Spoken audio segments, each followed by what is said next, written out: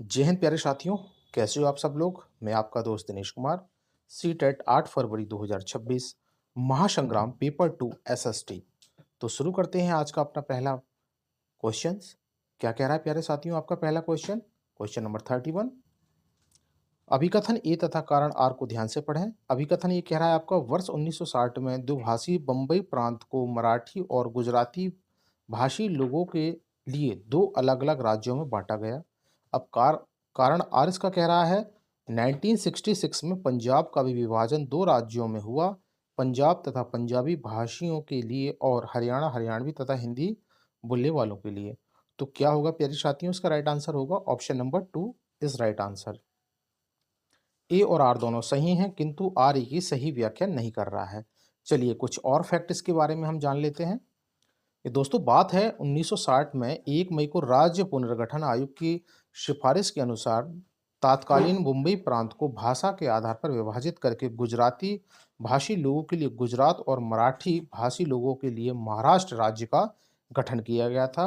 वहीं दूसरी ओर 1 नवंबर 1966 को तात्कालीन पंजाब प्रांत को विभाजित करके हिंदी भाषी लोगों के लिए हरियाणा, पंजाबी भाषा लोगों के लिए पंजाब तथा एक केंद्र शासित प्रदेश चंडीगढ़ का गठन किया गया था। चंडीगढ़ हरियाणा और पंजाब दोनों की राजधानी है। देश की स्वतंत्रता के लिए देशी राज्यों का एकीकरण और गठन के मुद्दों को हल करने के लिए वर्ष 1956 में फजल अली की अध्यक्षता में राज्य पुनर्गठन आयोग का गठन किया गया। तो आई होप यू आप लोगों को समझ में आ गया होगा दोस्तों। Question number 32। रिक्तस्थान के कारण लद्दाख को छोटा तिब्बत कहते हैं। भाई किसके कारण कहते हैं? भौगोलिक समीपस्य के कारण कहा जाता है, धार्मिक समानता के कारण, समान भोजन या भाषाई समानता के कारण। तो प्यारे साथियों ऑप्शन नंबर 2 इसका राइट आंसर होगा। आपका धार्मिक समानता, उसके बाद आपका समान भोजन और आपका भाषाई समानता। तो आपका कोड बन गया BCD। तो option number 2 is right answer. Question number 33। 7वीं शताब्दी के आरंभ में निम्नलिखित में से किस विचार पर लोग सवाल उठाना शुरू कर दिया था? केवल मानव जाति जीवन के अनंत चक्रों से गुजरते हैं, सभी व्यक्ति जन्म के समय समान होते हैं, व्यक्तिगत प्रयासों से पुनर्जन्म के चक्र से छुटकारा पाया जा सकता है, या फिर सामाजिक विशेषाधिकार किसी जन्म का परिणाम है। तो प्यारे साथियों ऑप्शन नंबर 4 इसका सही आंसर है। सामाजिक विशेषाधिकार किसी जन्म का परिणाम है। Question number 34। पृथ्वी की चारों ओर फैली वायु की पतली परत को वायुमंडल कहा कहते हैं। क्या चीज वायु को पृथ्वी की चारों ओर बनाए रखती है? चलिए प्यारे साथियों, भाई क्या चीज बनाए रखती है? Option number 1 is right answer. भाई गुरुत्वाकर्षण, पृथ्वी का ग्रेविटेबल सिस्टम, यही तो बना के रखती है ना। तो आपका बाकी ऑप्शन पढ़ने की आपको जरूरत ही नहीं थी, आपका पहला आंसर सही है। चलिए प्यारे साथियों 35 क्या कह रहा है आपका? अभिकथन ए और आर शाहजहां के शासनकाल के दौरान मुगल वास्तुकला के विभिन्न तत्व का एक भव्य सुसंगत विश्लेषण में लाए गए। कारण आर है इसके शासनकाल में अनवरत निर्माण कार्य चलते रहे, विशेष रूप से आगरा और दिल्ली में। तो प्यारे साथियों क्या होगा सही answer? Option number 1 is right answer. A और आर दोनों सही हैं तथा आर ई की सही व्याख्या कर रहा है। तो आपका कोड पहला सही है। Question number 36। हमारा और परिवार निम्नलिखित खगोल पिंडों से बना है। हमारा सौर परिवार क्या कह रहा है प्यारे साथियों? ये कह रहा है कि हमारा सौर परिवार निम्नलिखित खगोलीय पिंडों से बना है। क्या भाई नक्षत्र मंडल, ग्रह व सूर्य होंगे, उपग्रह, ग्रह व ध्रुव तारा होगा, सूर्य ग्रह, उपग्रह, क्षुद्र ग्रह या उल्का पिंड होंगे, या ग्रह, उपग्रह, क्षुद्र ग्रह या सप्तऋषि होंगे? तो प्यारे साथियों ये कई बार आप लोगों के एग्जाम में आपको मिला है, तो इसका राइट आंसर है ऑप्शन नंबर 3। भाई सूर्य ग्रह, उपग्रह, क्षुद्र ग्रह एवं उल्का पिंड। Option number 3 is right answer. Question number 37। कथन आपका कह रहा है जेम्स मिल ने 1817 ईस्वी में एक हिस्ट्री ऑफ ब्रिटिश इंडिया को 3 भागों में प्रकाशित किया था। और बी कह रहा है इसमें उन्होंने भारतीय इतिहास को 3 काल, प्राचीन काल, मध्य और आधुनिक में बांटा है। तो प्यारे साथियों ऑप्शन नंबर 3 इसका सही आंसर है। केवल एक सही है किंतु बी गलत है। राइट। क्वेश्चन नंबर 38 क्या कह रहा है प्यारे साथियों? पहाड़ी क्षेत्रों में अब रेल मार्ग का विस्तृत निर्माण हो रहा है और अति उपयुक्त कारण का चयन कीजिए। चलिए भाई बताइए क्या होगा इसका उपयुक्त कारण? पहाड़ों में रेल मार्गों का निर्माण आसान होता है कि ये बात ठीक है भाई? ये बात तो गलत है। पहाड़ महाक्षत्रिय होते हैं, छत्तीस। ऑप्शन नंबर थर्ड क्या कह रहा है, पहाड़ी लोग रेल मार्गों को बना रहे हैं, तो ये बात भी गलत है। तो क्या आंसर होगा सही, इसका राइट आंसर होगा ऑप्शन नंबर फोर। भाई इसे संभव करने के लिए उन्नत प्रौद्योगिकी का विकास हुआ है। Option number four is right answer. Understanding based question था आपका ये। क्वेश्चन नंबर 39 क्या कह रहा है आपका कथन ए, 1770 ईस्वी में बंगाल में एक भयानक अकाल ने लगभग 1 करोड़ लोगों को मार डाला था। क्या ये बात ठीक है प्यारे साथियों? इस अकाल में बंगाल की 1/3 आबादी खत्म हो गई थी। तो भाई नीचे इसके विकल्प दिए गए हैं, तो क्या होगा सही आंसर? तो option number one is right answer. A और बी दोनों ही सही हैं। चलिए कुछ और फैक्ट इसके बारे में जानते हैं। 1770 ईस्वी में ब्रिटिश भारत के अंतर्गत तत्कालीन बंगाल प्रांत में आए एक भयानक अकाल ने लगभग 1 करोड़ लोगों को मार डाला था। इस अकाल के कारण तात्कालिक बंगाल की लगभग 1/3 आबादी खत्म हो गई थी। तात्कालीन समय में आने वाले इन अकालों का मुख्य कारण ब्रिटिश सरकारों की भारतीय जनता के प्रति अपेक्षा और भेदभाव की नीति थी। उस समय ब्रिटिश शासकों का एकमात्र उद्देश्य भारतीय संसाधनों का पूर्ण रूप से दोहन करना था, भलाई भारतीयवासी कहीं भी जाएं। तो ये मूल कारण थे इसके।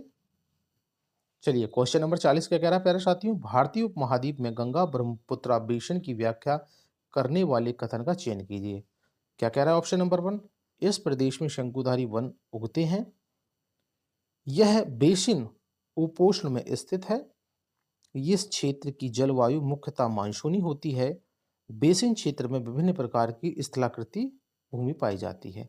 तो बताइए प्यारे साथियों कौन सा कोड सही होगा इसका? ऑप्शन नंबर टू इस बिल्कुल सही है आपका। भाई यह बेसिन उपोषण में स्थित है, ये बिल्कुल सही है आपका। और इस क्षेत्र में जलवायु मुख्यतः मानसूनी होती है। और ऑप्शन नंबर डी क्या कह रहा है, बेसिन क्षेत्र में विभिन्न प्रकार की स्थलाकृत भूमि पाई जाती है। तो आपका कोट हो गया option number two is right answer. Question number 41 स्त्री पुरुष तुलना नामक पुस्तक की रचना निम्नलिखित में से किस सुधारक के द्वारा की गई थी? तो प्यारे साथियों ये बहुत ही अच्छा और आईएमपी क्वेश्चन है। तो आई होप यू आप सभी को इसका आंसर पता होगा। तो मैं राइट आंसर बता रहा हूँ, Tarabai Shinde is right answer. चलिए कुछ और इसके फैक्ट हैं। ताराबाई 19वीं शताब्दी में महाराष्ट्र में जन्मी समाज सुधारक हैं, जिन्होंने पितृसत्तात्मक परंपरा और जाति प्रथा का खुलकर विरोध किया। इनका जन्म बुल्ढाना महाराष्ट्र में हुआ था। तो ये बेसिक सा फैक्ट था प्यारे साथियों, आप लोगों ने जान लिया इसको। क्वेश्चन नंबर 42 गेहूं एवं जौ जैसी फसलें उगाने के सर्वप्रथम साक्ष्य निम्नलिखित में से किस स्थान में मिले हैं? सही विकल्प का चयन कीजिए। गारो हिल्स में, मालाबार हिल्स में, सुलेमान तथा किरदर की हिल्स में, या नीलगिरी हिल्स में? तो प्यारे साथियों इसका सही आंसर आपका होगा ऑप्शन नंबर थर्ड, सुलेमान और किरदर पहाड़ियों के अंतर्गत। सुलेमान और किरदर पहाड़ियां उन पहले स्थानों में से एक है जहां मनुष्य ने लगभग 8000 वर्ष पहले गेहूं और जौ फसलें उगाना शुरू किया था।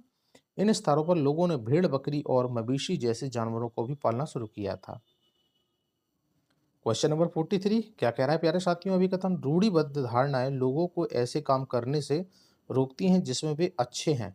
और उत्तरकार कह रहा है रूढ़िबद्ध धारणाएं हमें व्यक्ति में अनोखे गुणों और कौशल देखने से रोकती हैं तथा उन्हें एक ही प्रकार के ढांचे में जड़ देती हैं। तो इसका सही विकल्प होगा प्यारे साथियों, ए और आर दोनों सही हैं तथा आर ई की सही व्याख्या कर रहा है। Option number one is right answer.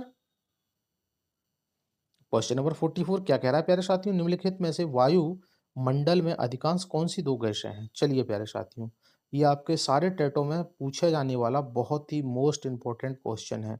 आप भारतवर्ष के किसी भी टेट में इस क्वेश्चन को आप एसएसटी के अंदर में और इन्वायरमेंट के अंदर में ये पूछा ही जाने वाला क्वेश्चन है। तो क्या होगा इसका सही आंसर? ऑप्शन नंबर थर्ड इसका राइट आंसर होगा, क्योंकि सबसे ज्यादा क्या पाई जाती है, नाइट्रोजन पाई जाती है। वायुमंडल में विद्यमान गैसों में सबसे ज्यादा मात्रा में नाइट्रोजन का अनुपात पाया जाता है 98.08, और इसके साथ ऑक्सीजन पाई जाती है जिसकी मात्रा 20.95% है। इसके बाद आपका आर्गन गैस का नंबर आता है, फिर उसके बाद आता है कार्बन डाइऑक्साइड का। चलिए कार्बन डाइऑक्साइड कितनी पाई जाती है इसका बारे में आप मुझे कमेंट में बताइएगा। क्वेश्चन नंबर 45 क्या कह रहा है प्यारे साथियों, ऑप्शन नंबर वन कह रहा है वेद समाज की स्थापना 1864 ईस्वी में मद्रास में हुई थी। वेद समाज आर्य समाज से प्रेरित था। अब प्यारे साथियों कुछ इसके फैक्ट्स हैं, हम पढ़ लेते हैं उनको। वेद समाज की स्थापना 1864 में हुई थी। चलिए भाई, और कहाँ पे हुई थी? मद्रास में हुई थी। वेद समाज की स्थापना किसने की थी? केशव चंद्र सेन और श्रीधरलू नायडू ने किया था। तो ये क्या, इसका राइट आंसर क्या होगा प्यारे साथियों? ऑप्शन नंबर थर्ड सही होगा, क्योंकि ए सही है किंतु आर गलत है। तो option number third is right answer. Question number 46, वर्ष 1929 में बाल विवाह निषेध अधिनियम पारित किया गया। इस अधिनियम के अनुसार पुरुष एवं महिलाओं के लिए शादी की न्यूनतम आयु क्रमशः कितनी रखी गई? तो प्यारे साथियों, समाज सुधारक हरविलास सारदा ने प्रयासों से यह शारदा अधिनियम पारित किया गया था। वर्तमान में बाल विवाह निषेध अधिनियम के अनुसार पुरुष तथा महिला के विवाह की न्यूनतम आयु 21 से 18 वर्ष रखी गई है। ये कब है? ये वर्तमान में है। पहले कितनी थी भाई आपकी? 1929 के हिसाब से ये आपकी थी 1818 वर्ष से लेकर के 16 वर्ष के बीच में। ओके, 18 वर्ष पुरुष की थी और 16 वर्ष किसकी थी? ये महिलाओं की थी। क्या कह रहा है 47, भारत और बांग्लादेश पटसन जूट के अग्रणी उत्पादक हैं। पटसन की वृद्धि को बल प्रदान करने वाले कथनों पर चयन कीजिए। चलिए भाई, जब जलोढ़ मृदा में अच्छे ढंग से विकास होता है, इसे उच्च तापमान की आवश्यकता होती है, इसे निम्न तापमान और निम्न वर्षा की आवश्यकता होती है।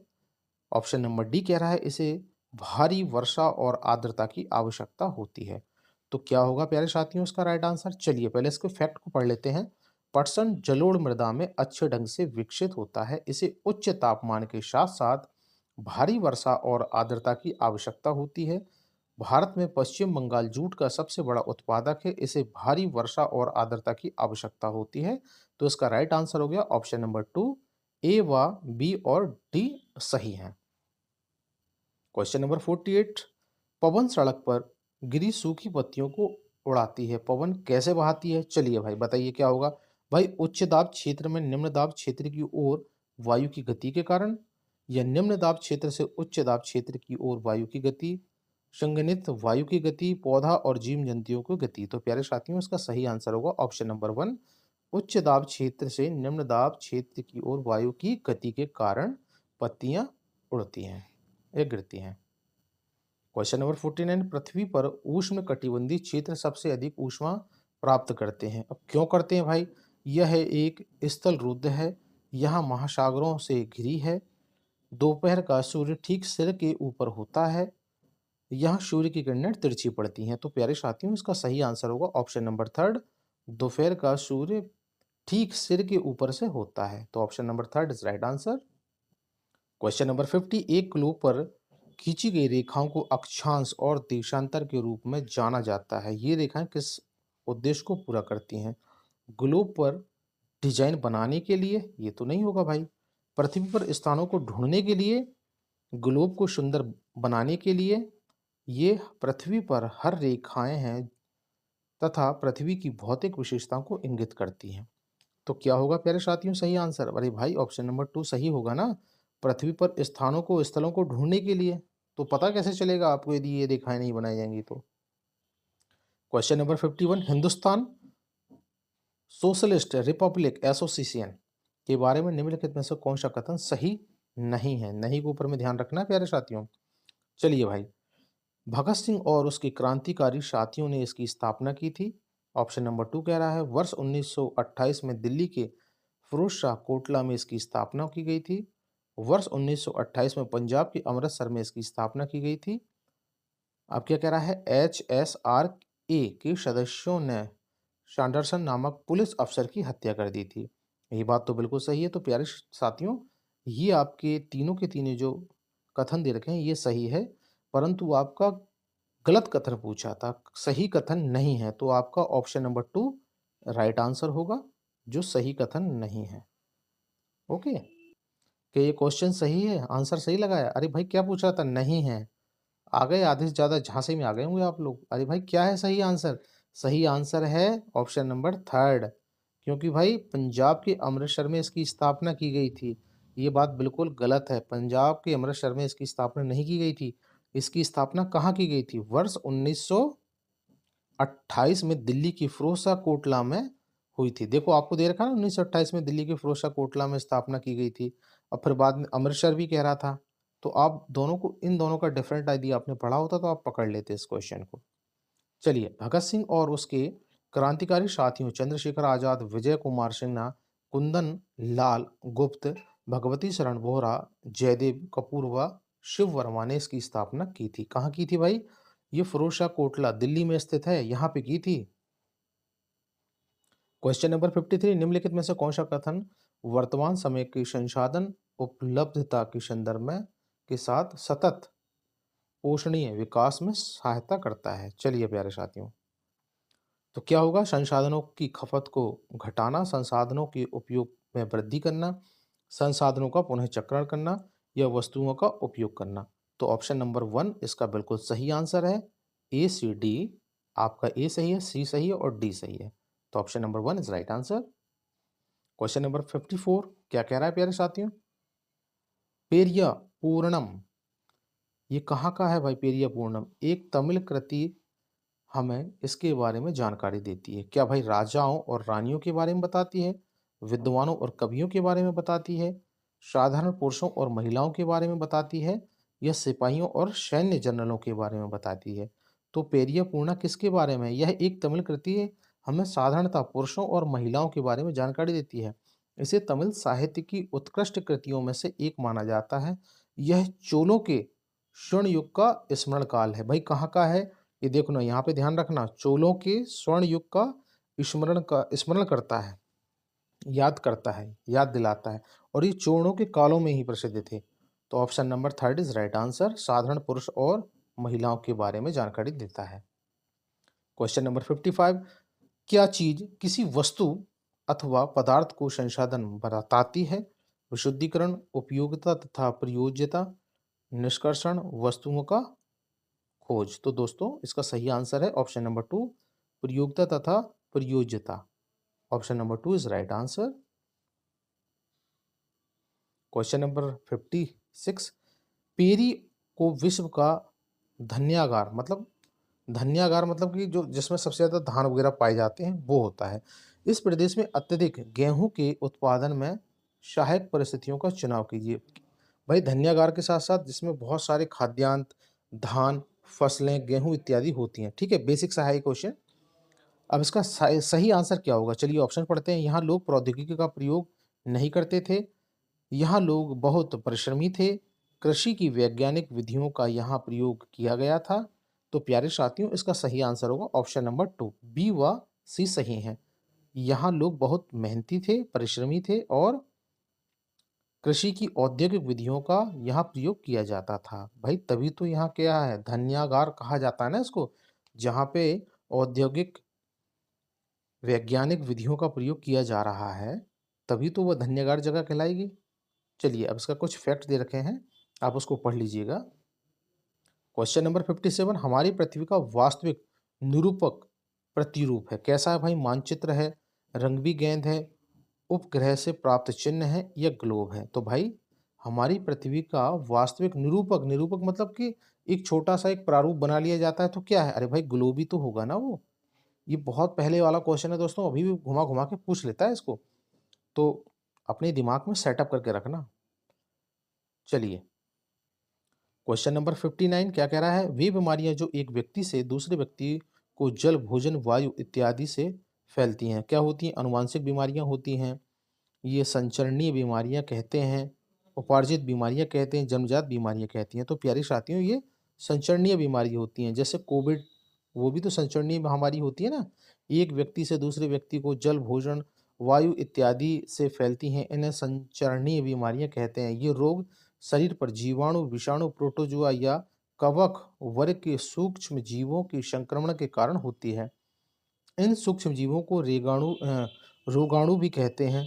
संरचनीय बीमारियों में क्या आता है आपका? मलेरिया, टाइफाइड, चेचक, इन्फ्लुएंजा, डेंगू, डायरिया को भी शामिल किया जाता है।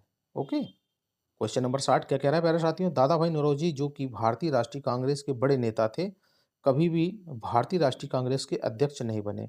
आर क्या कह रहा है? वह व्यवसायी और प्रचारक थे, वे लंदन में रहते थे और कुछ समय के लिए ब्रिटिश संसद के सदस्य भी थे। निम्नलिखित में से कौन सा विकल्प सही है? तो बताइए प्यारे साथियों। Option number 1 right answer, A और आर दोनों सही हैं तथा आर ए की सही व्याख्या नहीं कर रहा है। क्वेश्चन नंबर 62, अभिकथन ए क्या कह रहा है? भारत के गांव में किसानों के कई आत्महत्या के मामले दर्ज किए गए हैं। अब तर्ककार कह रहा है मानसून का अभाव और कर्ज ऋण चुका पाने की अक्षमता किसानों में दुखों का कारण बनती है। अब नीचे इसके सही कूट दिए गए हैं, तो क्या होगा सही answer? Option number 1 is right answer होगा प्यारे साथियों। ए और आर दोनों सही हैं तथा आर ई की सही व्याख्या कर रहा है। क्वेश्चन नंबर 64, निम्नलिखित में से कौन से उपागम के संबंध में सही है? चलिए भाई, यह समस्याओं को सुलझाने और क्षमताओं को प्रोत्साहित करता है। यह साक्ष्य एकत्रित व मूल्यांकन करने के तरीकों का पता लगाने में मदद करता है। शिक्षिका अधिगम की गति को तय करती है। यह एक जल्दी से सीखने का तरीका है। तो प्यारे साथियों, ऑप्शन नंबर 4 इसका सही आंसर होगा। अब इसमें 4 के अंदर में क्या क्या दे रखा है? आपका पहला बिल्कुल ठीक है और आपका ऑप्शन नंबर बी दोनों सही हैं। क्वेश्चन नंबर 65, निम्नलिखित में से सामाजिक विज्ञान पढ़ाने की आधारित उद्देश्य की पहचान करिए। तो क्या होगा प्यारे साथियों? विभिन्न समाजों में रहने वाले लोगों की संस्कृतियों को समझना, नक्शा बनाने की क्षमता विकसित करना, अंतर और विविधता के लिए आदर विकसित करना, महाद्वीपों का ज्ञान प्राप्त करना। तो प्यारे साथियों, ऑप्शन नंबर 2 इस राइट आंसर होगा। नक्शा बनाने की क्षमता विकसित करना, option number 2 is right answer. Question number 66, तो क्या कह रहा है प्यारे साथियों? अभिकथन आपका ये विद्या विशेष जो सामाजिक विज्ञान का बनती है वे इतिहास, भूगोल, राजनीतिक विज्ञान तथा अर्थशास्त्र। अब कारण आर दे रखा है इसका। इस विद्या विशेष में अंततः संबंध है। तो प्यारे साथियों, इसका ऑप्शन नंबर 1 इस राइट आंसर होगा। ए और आर दोनों सही हैं तथा आर ए की सही व्याख्या कर रहा है। क्वेश्चन नंबर 68, भारतीय न्यायपालिका बिना किसी भय तथा अथवा बाहरी दबाव के कानून की शासन की रक्षा करती है तथा सरकार के कार्यों का प्रभावी नियंत्रण बनाए रखती है। जिसकी वजह क्या है? चलिए प्यारे साथियों, भारत में न्यायपालिका की सर्वोच्चता होती है। भारत में न्यायपालिका की स्वतंत्रता होती है। न्यायिक सक्रियवाद होता है। भारतीय संविधान के लोकतांत्रिक मूल्य होते हैं। तो प्यारे साथियों, option number 2 is right answer. Bharat में न्यायपालिका की स्वतंत्रता होती है। क्वेश्चन नंबर 69, निम्नलिखित में से कौन सा सतत और व्यापक मूल्यांकन की विशेषता नहीं है? तो दोस्तों, इसका सही आंसर क्या होगा बताइए? यह मूल्यांकन को शिक्षण अधिगम प्रक्रिया का अभिन्न अंग बनाता है। यह विद्यार्थियों के व्यक्तित्व के सर्वांगीण विकास पर केंद्रित होता है। यह विद्यार्थियों के शैक्षिक विकास के साथ सह शैक्षिक पहलुओं का भी आकलन करता है। और ऑप्शन नंबर 4 कह रहा है यह विद्यार्थियों के अंक निर्धारित कार्य मूल्यांकन पर केंद्रित होते हैं। तो दोस्तों, असत्य कथन आपका यही है जो सही आंसर होगा। नंबर 17 क्या कह रहा है फिर आपका? औद्योगिक क्षेत्र में स्थित कई कारखाने तथा फैक्ट्रियों में अस्थायी श्रमिकों को रखा जाता है क्योंकि, चलिए मेरा साथियों, ऑप्शन नंबर 1 कह रहा है वे उन्हें अपनी सुविधा अनुसार रख और निकाल सकते थे। ऑप्शन नंबर बी कह रहा है वे स्थायी कर्मियों को मिलने वाले वेतन तथा अन्य संबंधी हित लाभों पर बचत करते थे। ऑप्शन नंबर 3 कह रहा है स्थायी कर्मी बिना नौकरी भत्तों की मांग किए लंबे समय तक काम करते रहते थे। ऑप्शन नंबर 4 कह रहा है स्थायी कर्मियों की तुलना में अस्थायी कर्मी अधिक परिश्रमी होते थे या मेहनती होते थे। तो बताइए प्यारे साथियों, क्या होगा सही आंसर? चलिए चलिए बताइए। तो प्यारे साथियों, इसका सही आंसर होगा ऑप्शन नंबर 1। आपका ए सही है और बी सही है और आपका ऑप्शन नंबर सी सही है। तो A is right answer. Question number 71, रिक्त स्थान को सही एक दृढ़ रिक्त स्थान का विकास करने के लिए सतर्क और सजग जनता आवश्यक होती है। तो क्या कह रहा है ऑप्शन नंबर 1? राजतंत्र होगा, गुटतंत्र होगा, लोकतंत्र होगा या एक तंत्र होगा। तो प्यारे साथियों, लोकतंत्र को जनता का शासन कहा जाता है। तो राइट आंसर है ऑप्शन नंबर 2 इसका लोकतंत्र। और सतर्क और सजग जनता हमेशा अपने अधिकारों और कर्तव्यों के लिए तैयार रहती है, जिससे लोकतांत्रिक संस्थाओं की जवाबदेहिता सुनिश्चित होती है। इस संबंध में लोकतंत्र जनता के लिए तथा जनता द्वारा किया गया शासन है। तो option number 2 is right answer. Question number 72, भारतीय धर्मनिरपेक्षता को राज्य धर्म के संदर्भ में एक सैद्धांतिक दूरी बनाए रखता है, इसका अर्थ क्या है? चलिए प्यारे साथियों, ऑप्शन नंबर 1 कह रहा है संविधान में दिए गए आदर्शों के आधार पर राज्य धार्मिक मामलों में हस्तक्षेप कर सकता है। राज्य और धर्म एक दूसरे के मामलों में हस्तक्षेप कर सकते हैं। राज्य और धर्म एक दूसरे की सीमाओं का उल्लंघन नहीं कर सकते हैं। आवश्यकता पड़ने पर राज्य धार्मिक मामलों को नियंत्रित कर सकता है। तो दोस्तों इसका सही आंसर होगा ऑप्शन नंबर 3। आपका ए सही है और ऑप्शन नंबर डी सही है। क्वेश्चन नंबर 73 अभिकथन क्या कह रहा है आपका, एक खुली पुस्तक परीक्षा रटकर सीखने से हटकर किताबों के साथ संबंध स्थापित करने पर केंद्रित होती है। कारण आर क्या कह रहा है प्यारे साथियों, खुली पुस्तक परीक्षा विद्यार्थियों का भार कम करती है क्योंकि इससे सभी परीक्षाओं की तैयारी पहले से नहीं करनी पड़ती। सही विकल्प क्या होगा प्यारे साथियों? प्यारे साथियों इसका सही विकल्प होगा केवल ऑप्शन नंबर ए। बिल्कुल सही है, तो राइट आंसर हुआ ऑप्शन नंबर 3। क्वेश्चन नंबर 74 क्या कह रहा है प्यारे साथियों, निम्नलिखित प्रश्न टिप्पणियां अपने अपनी एक कक्षा के विद्यार्थियों से प्राप्त की है, इसमें से कौन सा प्रश्न विद्यार्थियों की गरीबी व असमानता के मुद्दों पर आलोचनात्मक दृष्टि को प्रतिबिंबित करता है? तो ऑप्शन पढ़ते हैं प्यारे साथियों। ऐसा क्यों है कि विलासकारें और भिखारी दोनों को हम ट्रैफिक सिग्नल पर देख पाते हैं? भाई बात तो सही है ये। और ऑप्शन नंबर 2 कह रहा है गरीब लोग अपनी जीवन स्थिति सुधारने के लिए और अधिक मेहनत क्यों नहीं करते हैं? भारत कब विकसित होगा और गरीबी से कब मुक्त होगा? ऑप्शन नंबर 4 कह रहा है सरकार गरीबों को मुफ्त सामान क्यों देती है? क्या यह उन्हें आलसी बना देगा? बिल्कुल बना देगा प्यारे साथियों। तो इसका सही आंसर क्या होगा बताइए प्यारे साथियों? सही आंसर होगा इसका ऑप्शन नंबर 1। भाई ऐसा क्यों है कि विलासकारें और भिखारी दोनों ही हम ट्रैफिक सिग्नल पर देख पाते हैं। क्वेश्चन नंबर 75 क्या कह रहा है, निम्नलिखित में से कौन सा कथन नैदानिक मूल्यांकन का असंगत चित्रण है? चलिए भाइयों, इसका उपयोग कक्षा के सभी विद्यार्थियों द्वारा सीखी उपलब्धियों की तुलना करने के लिए किया जाता है। ऑप्शन नंबर 2 कह रहा है इसका संचालन शिक्षण प्रक्रिया के दौरान किया जाता है। ऑप्शन नंबर 3 कह रहा है यह सीखने में आने वाली परेशानियों की पहचान में मदद करता है। ऑप्शन नंबर 4 कह रहा है यह प्रायः औपचारिक कक्षाओं के बाद किया जाता है। तो दोस्तों इसका सही आंसर होगा ऑप्शन नंबर 1, नैदानिक मूल्यांकन का असंगत क्या है? भाई इसका उपयोग कक्षा के सभी विद्यार्थियों द्वारा सीखी उपलब्धियों की तुलना करने के लिए किया जाता है। बिल्कुल असत्य है क्योंकि आपसे तुलना करवा दिया ना यहाँ पे, इसीलिए गलत हो गया। क्वेश्चन नंबर 77 निम्न में से कौन से कथन स्रोतों के बारे में सही है? वे अधिक ठोस प्रकृति के होते हैं, वे सभी ऐतिहासिक प्रकृति के होते हैं, वे वस्तुनिष्ठ होते हैं, इसमें प्रत्यक्षदर्शियों के ब्यौरे और व्यक्तिगत पत्र भी शामिल होते हैं। तो दोस्तों इसका सही आंसर होगा ऑप्शन नंबर 1। आपका पहला सही है और ऑप्शन नंबर डी सही है। क्वेश्चन नंबर 79 क्या कह रहा है, निम्नलिखित में से किस विषय के शिक्षण के लिए ट्री चार्ट अति उपयुक्त रहेगा? तो बताइए प्यारे साथियों। शासक के शासनकाल का सार देने के लिए, एक विशेष काल में ऐतिहासिक घटनाओं जैसे युद्धों, क्रांतियों अथवा आंदोलन के पदानुक्रम को सचित्र दिखाने के लिए, आधुनिक इतिहास पढ़ाने के लिए, आयु, जेंडर, नस्ल इत्यादि जैसे जनसांख्यिकीय चरों के वितरण के लिए। तो दोस्तों इसका सही आंसर होगा ऑप्शन नंबर क्या होगा बताइए? 2 इज राइट आंसर। भाई एक विशेष काल ऐतिहासिक घटना है, युद्ध, क्रांतियों तथा आंदोलन के पदानुक्रम को सचित्र दिखाने के लिए option number 2 is right answer भाई।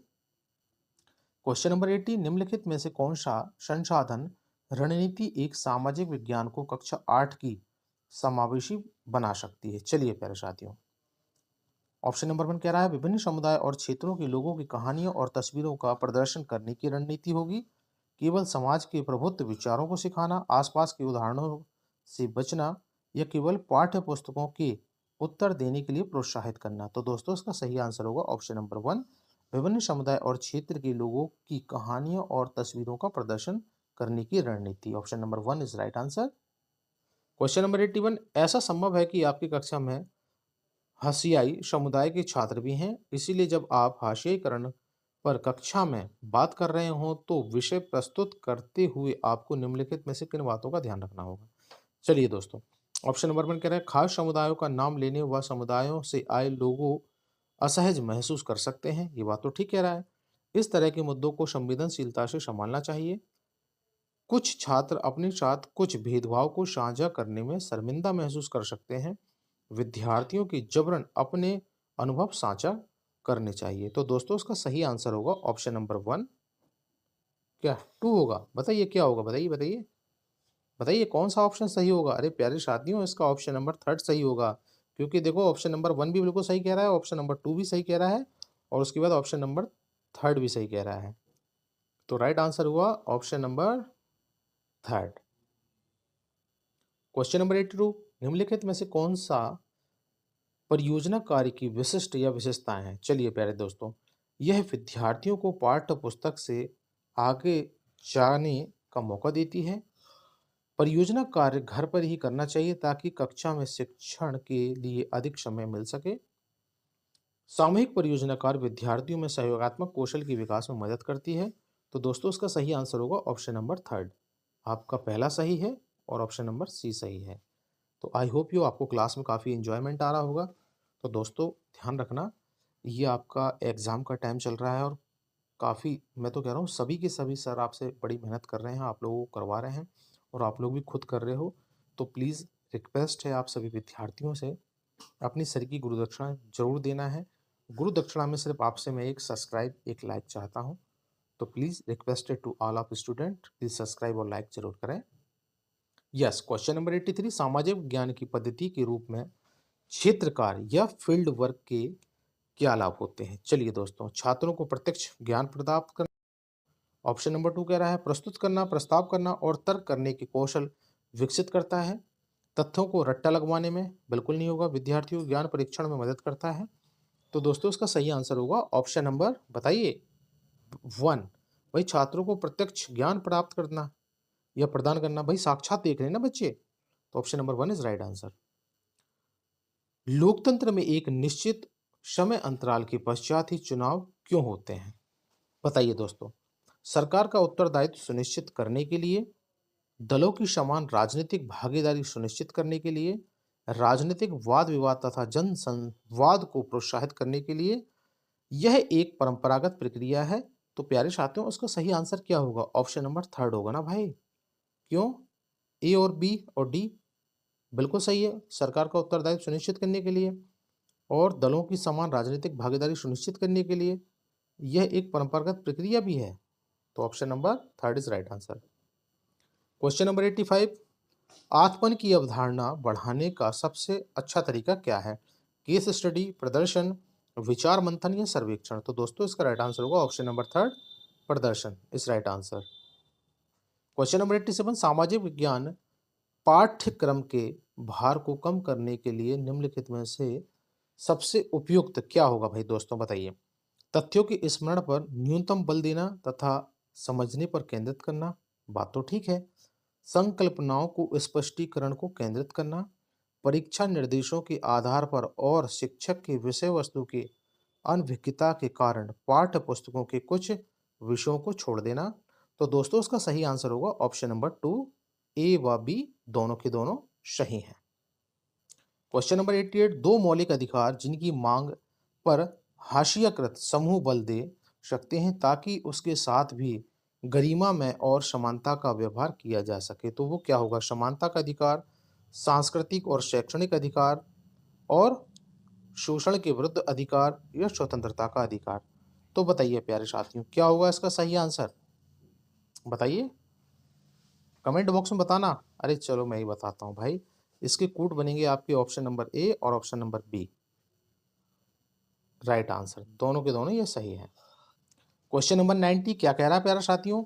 आपके सेट का ये आखिरी क्वेश्चन है। आदिवासी समाज की विशिष्टता का श्रेय जाता है किसे जाता है? भाई चलिए, जाति व्यवस्था के प्रबल को जाता है, दूसरे प्रचलित धर्मों से भिन्न अनेक प्रकार के जनजातीय धर्मों को पालन करने को जाता है, या विशिष्ट भाषा के प्रयोग को जाता है, ऊंच नीच को कम उपस्थिति को जाता है? तो दोस्तों क्या होगा सही आंसर? बताइए मेरे प्यारे भाइयों क्या होगा राइट आंसर? अरे आदिवासी समाज की विशिष्टता उनके विशिष्ट धर्मों के अलावा भाषा के प्रयोग और सामाजिक संरचनाओं की तुलना में सामान्यतः कम हायरार्की की मौजूदगी से संबंधित है। तो बताइए प्यारे साथियों, क्या होगा? लास्ट क्वेश्चन है, सही बताना है, कोई गड़बड़ नहीं करेगा मेरा विद्यार्थी। देखना, एग्जाम का टाइम चल रहा है, क्या होगा सही आंसर इसका? अरे भाई, option number 2 is right answer मेरे प्यारे साथियों। बी सी डी, इसका बी सही है, ऑप्शन नंबर सी सही है। बी क्या कह रहा है? दूसरे प्रतिष्ठित धर्मों से भिन्न अनेक प्रकार के जनजातीय धर्मों के पालन को जाता है और विशिष्ट भाषा के प्रयोग को भी जाता है, और ऑप्शन नंबर डी, ऊंच नीच को कम उपस्थिति को भी जाता है। तो आपका कूट हो गया, option number 2 is right answer. I hope you, आप लोगों को सेशन काफ़ी अच्छा लग रहा होगा। तो प्लीज़ आप सभी से मेरा विनम्र निवेदन है कि सर के लिए गुरु दक्षिणा के तौर पे सब्सक्राइब, लाइक, कमेंट जरूर करें। तो मिलते हैं अगले सेट में। जय हिंद, वंदे मातरम।